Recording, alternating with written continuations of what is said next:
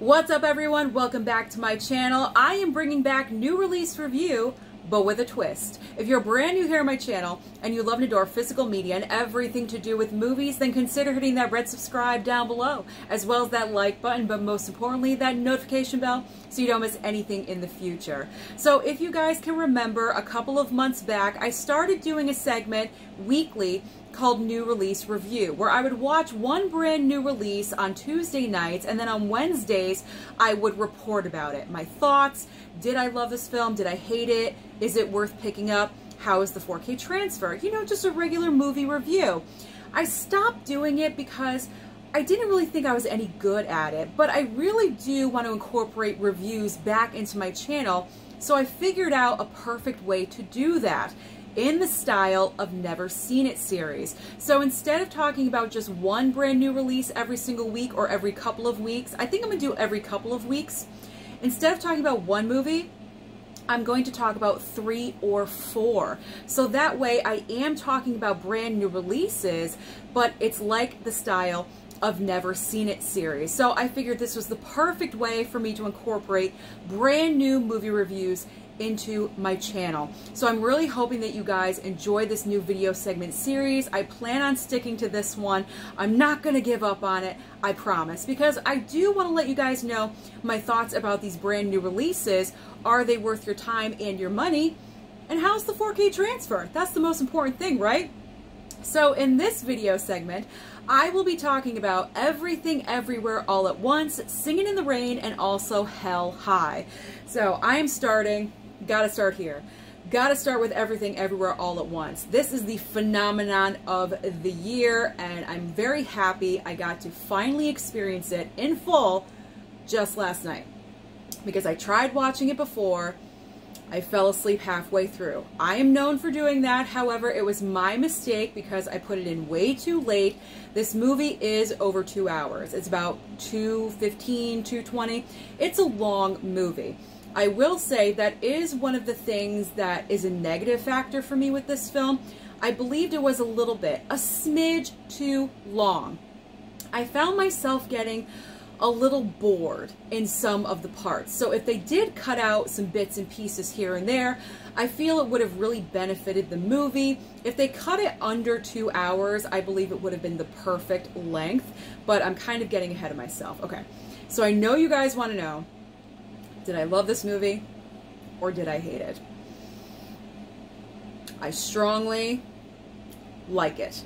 I do not love it. I'm not over the moon for it. I am going to say it's a smidge, a little bit, dare I say, overrated. I feel some people are going above and beyond for Everything Everywhere All at Once, like it's the greatest thing since sliced bread, and that is fine. If you want to think that, go ahead.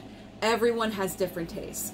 I believe this is a great, solid, original idea, and anything that's an original concept, I will go to the mat for, absolutely, because I'm all about originality.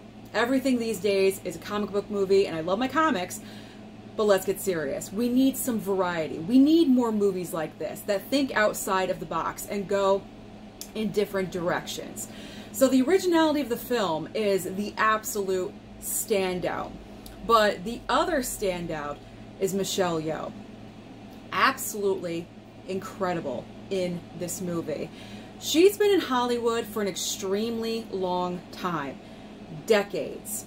In this film, she shines like no other project I've ever seen her in. Now granted, I have not seen her entire filmography. I can't comment on everything, but the films that I have seen Michelle Yeoh in, she's never the focus. She's never the center point. She's always the wife, or she's the mother, she's the boss, she's the best friend. She's always the sidekick. In Everything Everywhere All at Once, she is the focus. She is the standout and the star.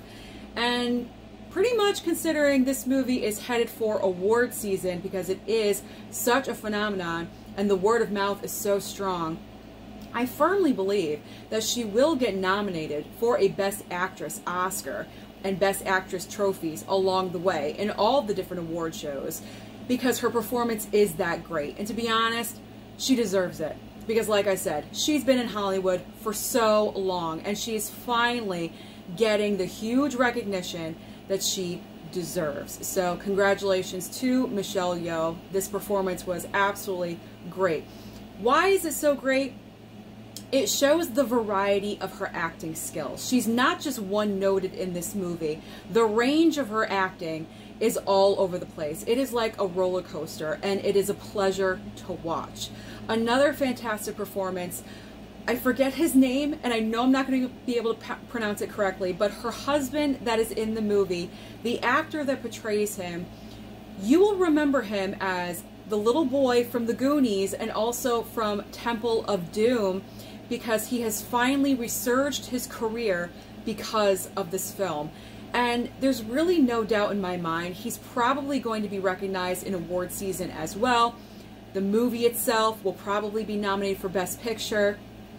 But I will say this. I'm kind of wondering if this movie would have been such a phenomenon if it wasn't for Doctor Strange 2. Now hear me out.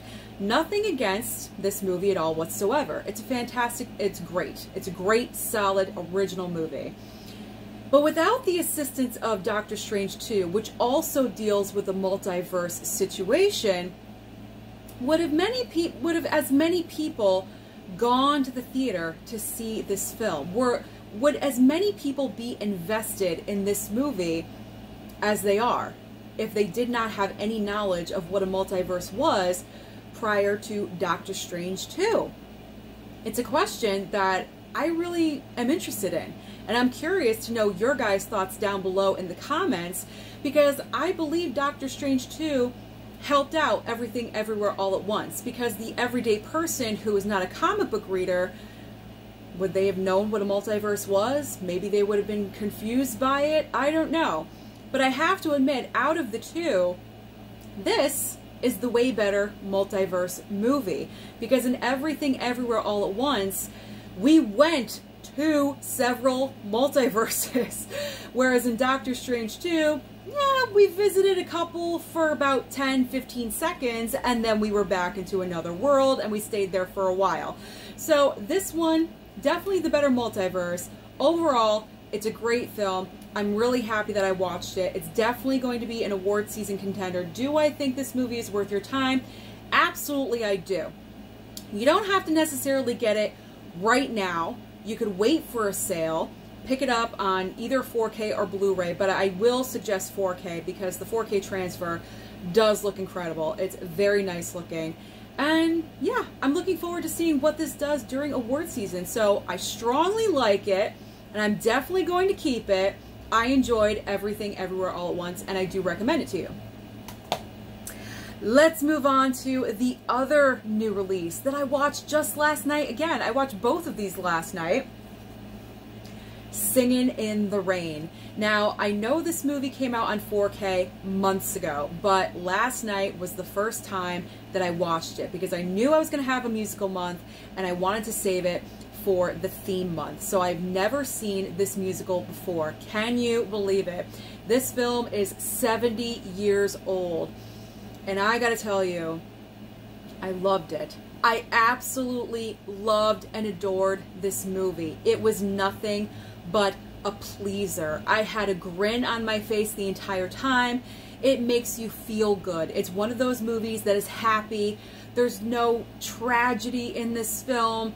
There's like a little bit of drama in the movie, of course, but there's nothing that takes you emotionally out of it and you're on this roller coaster ride of emotion. It doesn't do that to you. You're having fun in this movie the entire time, and that is because the magnificent trio of, I forget the third guy's name, Donald O'Connor, Gene Kelly, and Debbie Reynolds. They are absolutely phenomenal in this film. And I have to say, my favorite, Donald O'Connor. He does play the sidekick in this film, but he can dance, he can sing, but more than that, he can make you laugh. He is hilarious in this film. The faces that he was making the goofy faces. I could relate because if you guys see my thumbnails, you know I'm all about the goofy faces. And it was absolutely beyond entertaining. Debbie Reynolds is so cute. She is charming in this film, and Gene Kelly is just irresistible. The three of them combined is pure talent. This is talent, by the way. I know we have movie stars nowadays, and yes, we love them, but let's be honest, guys. That is talent. Singing, dancing, acting, and I'm not talking about just dancing. I'm talking about the three of them dancing in sequence with each other the entire time. Absolutely wonderful. It was so enjoyable to watch. It was a ton of fun. And by the way, the 4K transfer is absolutely fantastic. There is a ton of color used throughout this entire movie, and with that 4K transfer, the colors pop off the screen. It looks phenomenal. So do I recommend this movie? I think you know. Yes, I do. Definitely pick this up and pick it up on 4K. You will not regret it with that slipcover. Find the slipcover. Slipcovers are it. Okay. The last movie I will talk about, Hell High from Arrow. You know I gotta watch a little horror. Gotta have a little horror in my life.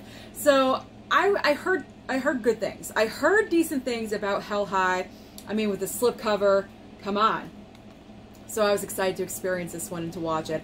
I enjoy watching Arrow horror films because they're very quick, they're easy peasy, they're always 80 to 90 minutes long. That's it, you're in, you're out, you're done, you're moving on with your life, or you're going to sleep. So Hell High, I enjoyed this one. Sometimes with the Arrow movies, it could be a hit or a miss, but usually Arrow, it's pretty good to me, but every once in a while I watch one where I'm like, I didn't like that one.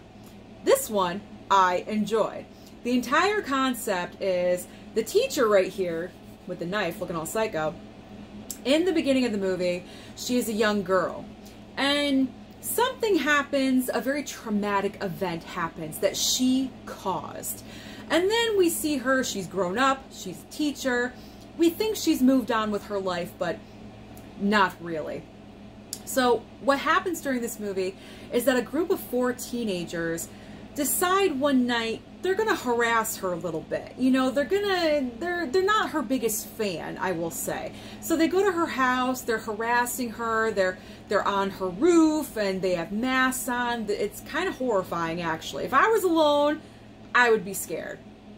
And she's just barely like keeping it together. She is on the brink of insanity. And so she's going crazy in the house. But what's great is that once they push her beyond a certain point, she turns into this. Like balls to the wall, crazy, insane. My one complaint about this movie is that once we got to the teacher turning really super crazy and attacking her students, it didn't really go on for that long. I wanted more of that. Like, I wanted to see her go really nutso, and it just ended a little bit too quickly for me. But overall, I enjoyed the movie a lot. I think it's a great underrated slasher because I'd never heard of this film prior to picking it up and getting it. So if you have not heard of Hell High, I do recommend it. I don't think I would get it for full price, but Arrow is always doing sales. So once Arrow has another great sale, definitely add this one into your cart because it is a fun watch. So I recommend all 3 of these brand new releases to you. Everything Everywhere All at Once, Singin' in the Rain, and Hell High. I enjoyed all of them. So thank you so much for watching my brand new interpretation of new release review. Don't forget, let me know down below. Are you enjoying this? Do you want more? I hope you do because that's my plan. Don't forget to like and subscribe before you leave, and I'll see you next time.